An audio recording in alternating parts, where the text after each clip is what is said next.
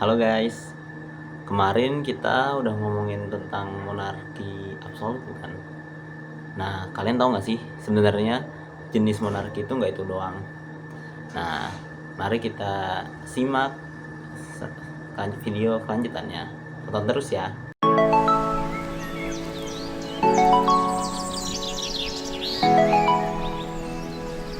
Pada periode pemerintahan Inggris di Mesir, dimulai pada tahun 1882, setelah pasukan Inggris berhasil menaklukkan negara ini saat Perang Inggris-Mesir, pada akhirnya kontrol Britania Raya atas Mesir berakhir pada tahun 1956.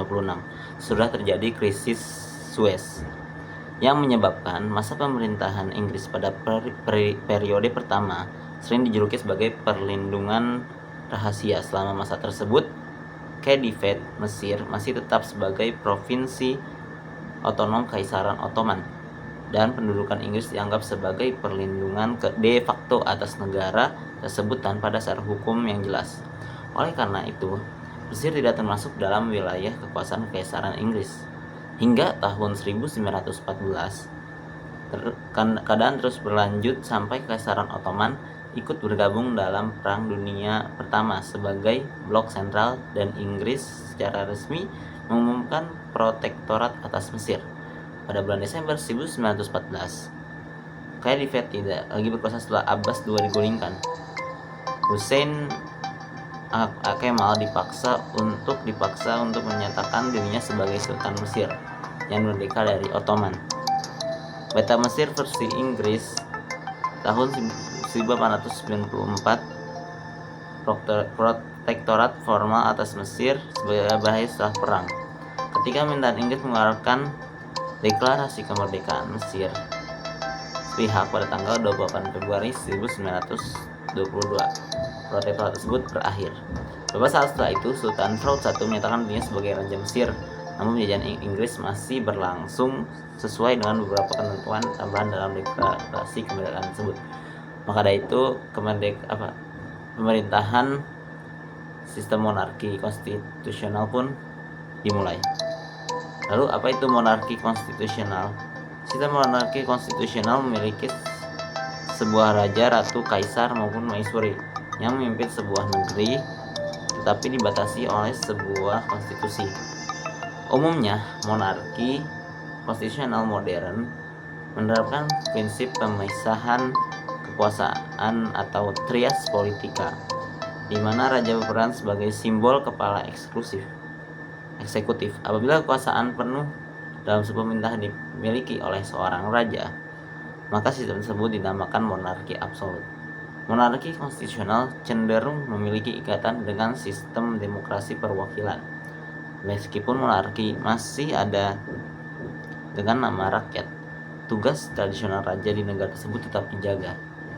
Di samping itu, pemimpin terpilih oleh rakyat sendiri, seperti Perdana Menteri, mengontrol pemerintahan negara tersebut, bukan raja. Tetapi ada juga raja yang bergabung dengan kekuatan yang tidak demokratis. Misalnya, pada saat Perang Dunia II berlangsung, Kaisar Jepang terlibat dalam pemerintahan militer yang dipimpin oleh seorang diktator. Berbeda dengan sistem monarki absolut, yang dimana satu orang memegang kekuasaan penuh, terkadang seseorang merasa paling berkuasa ketika sudah di atas segalanya. Ia berbeda dengan sistem monarki absolut yang mewariskan kekuasaannya secara pasti turun-temurun. Beberapa sistem kerajaan monarki konstitusional menjaga pewarisan kekuasaannya melalui metode-metode yang berlainan. Contohnya di Malaysia, Majelis Rakyat memilih yang dipertuankan Sang Agung. Lalu kita ada sisi gelap monarki. Sistem pemerintahan yang dipimpin oleh satu orang itu pasti memiliki, setiap pemerintahan, bukan hanya monarki, pasti memiliki sebuah sistem gelap atau sebuah bagian yang meresahkan. Monarki adalah sistem pemerintahan yang dimana satu orang memegang kekuasaan penuh. Terkadang seseorang merasa paling berkuasa ketika sudah di atas segalanya. ia akan terlena atas kekuasaan yang dititipkan Allah dan akan dipertanggungjawabkan di akhirat kelak. Jika negara menggunakan sistem pemerintahan monarki, maka ada beberapa hal-hal merugikan yang terjadi. Yang terakhir ada potensi penyalahgunaan kekuasaan. Tetapi monarki tidak kebal terhadap penyalahgunaan kekuasaan. Jika seorang monarki atau anggota keluarga kerajaan yang berkuasa bersikap otoriter atau korup, monarki adalah sistem politik berdasarkan kedaulatan atau pemerintahan yang tidak terbagi dan dipimpin oleh satu orang. Raja atau ratu adalah kepala negara dan mempunyai kekuasaan politik yang signifikan. Nah, untuk video minggu ini cuma sampai sini saja ya.